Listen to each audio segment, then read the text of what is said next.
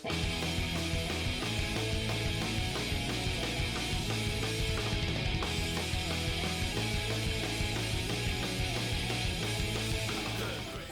my name's Ian and I want to welcome you to another 5-minute family devotion here at Engadine Heathcote Anglican Church.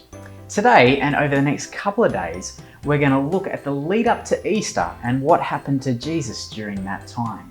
But before we do, a big shout out to Jonty and Oriana who are watching in at home, and also to Joshua and Luke who are watching in at home too. Now it's great to see that you're following along at home. Send in some photos and I'll give you a shout out. Now Easter is coming up, and over the next couple of days we're going to find out what happened to Jesus in the last 24 hours before he died on the cross. If you want to follow along at home, it's in Matthew chapter 26 verses 17 to 30 what we're going to be looking at today. Well, Jesus knew what was coming.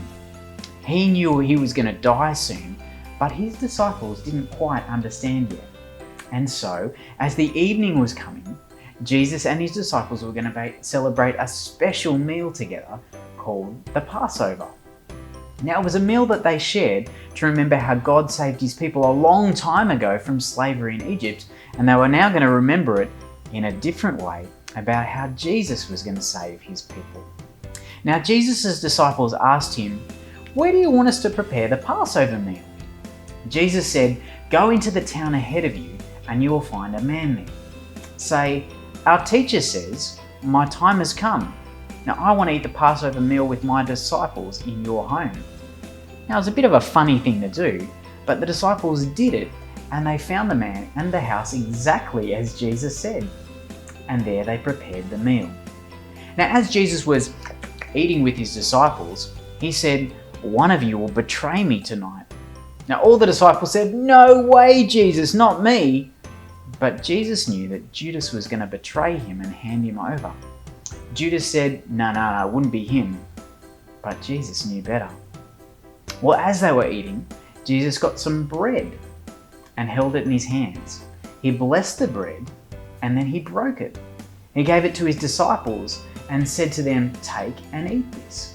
This is my body." Now, it wasn't really Jesus' body, but it was bread. But it was meant to help the disciples remember that Jesus' body was going to be broken. He was going to hang on a cross to take the punishment we deserve for our sins. So he gave it to his disciples and they ate the bread.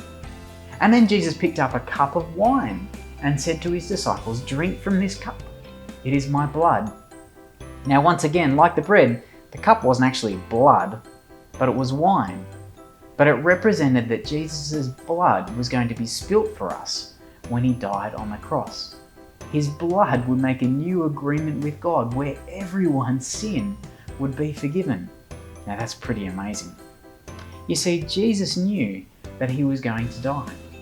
He knew his body was going to be broken, and he knew his blood was going to be spilt. But he knew that it was going to bring forgiveness to everyone who trusted in Jesus. Now we need to remember that Jesus died for us. Now some people at church share eating bread and drinking to remember that Jesus died for them. Now it's a great way to remember what Jesus did for us. But no matter how we remember, we need to remember that Jesus went to the cross to take our sin away, and we can be so incredibly thankful for what he has done for us. Now in a couple of seconds, a couple of questions are going to come up on the board. And as a family, I want to invite you to read, to think, and to pray. And pause the video as you do each one of those together as a family. And remember, keep sending your photos in and we'll say g'day to you